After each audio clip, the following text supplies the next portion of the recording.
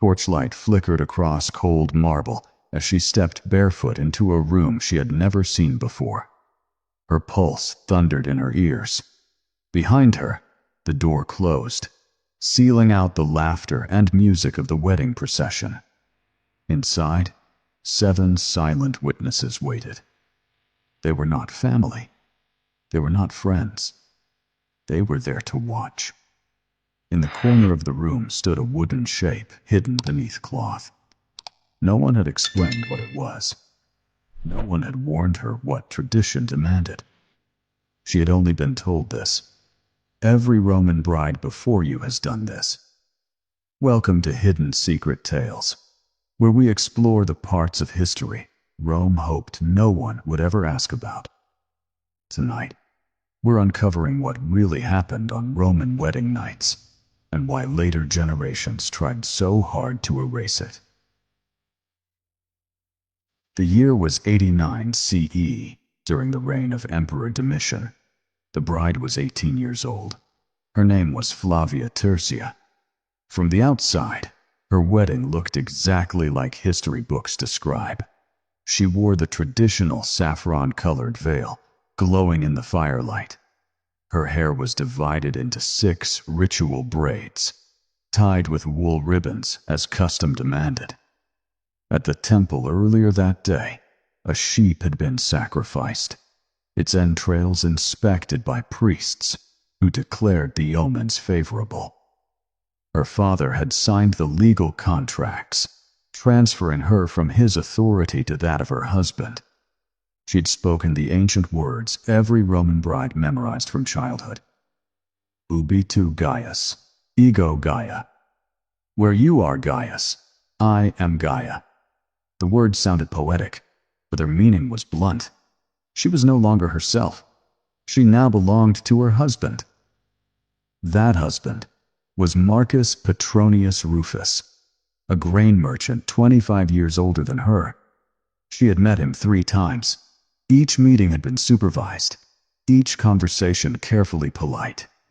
The ceremony everyone saw, the veils, the music, the prayers, that was only the beginning. It was paperwork made public. The real transformation came later.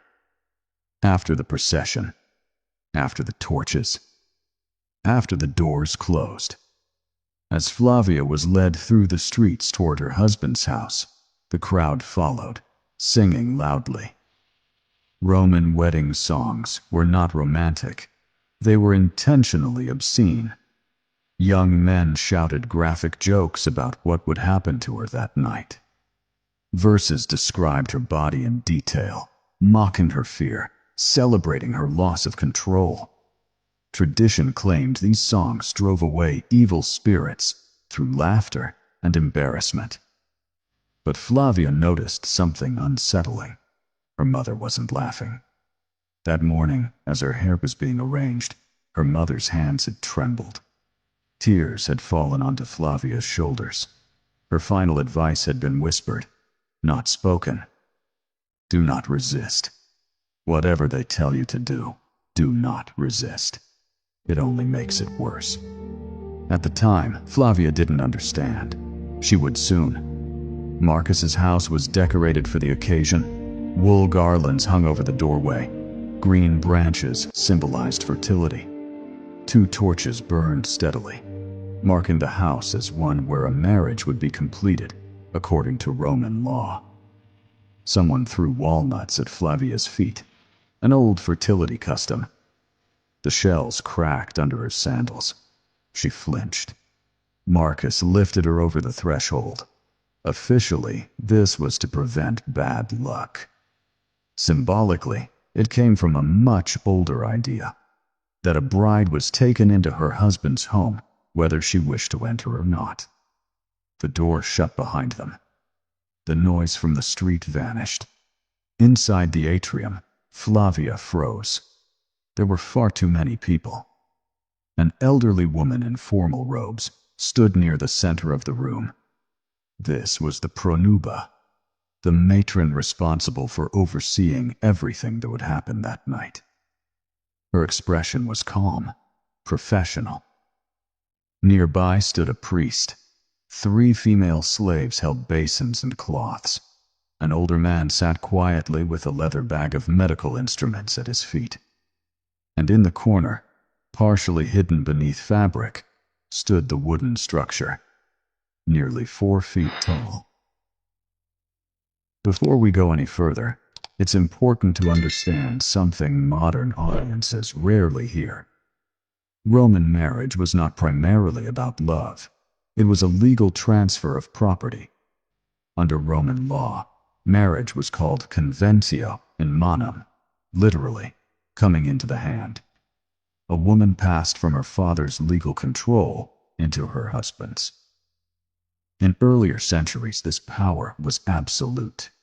A husband had the same authority over his wife that he had over slaves, including, at least in theory, the power of life and death. By Flavia's time, the law had softened slightly. Women could own property. Divorce existed. But the foundation remained unchanged. Marriage transferred ownership. And like all important transfers in Rome, it required verification.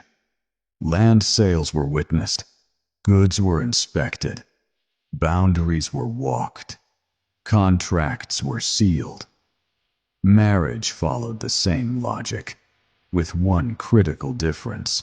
The property being transferred was a woman's body, and her value lay in her ability to produce legitimate heirs. Roman legal texts were explicit. A marriage was not considered valid until it was consummated. That consummation had to be verified. Her virginity had to be confirmed. Witnesses were required, so the transaction could never be challenged in court. This legal framework produced rituals that made perfect sense to Romans and feel horrifying to us. The pronuba took Flavia's hands. Her grip was firm, almost restraining. "The sacred rites must be completed," she said calmly. "You must greet Mutunus Tutunus and ask his blessing." Flavia was guided toward the covered figure.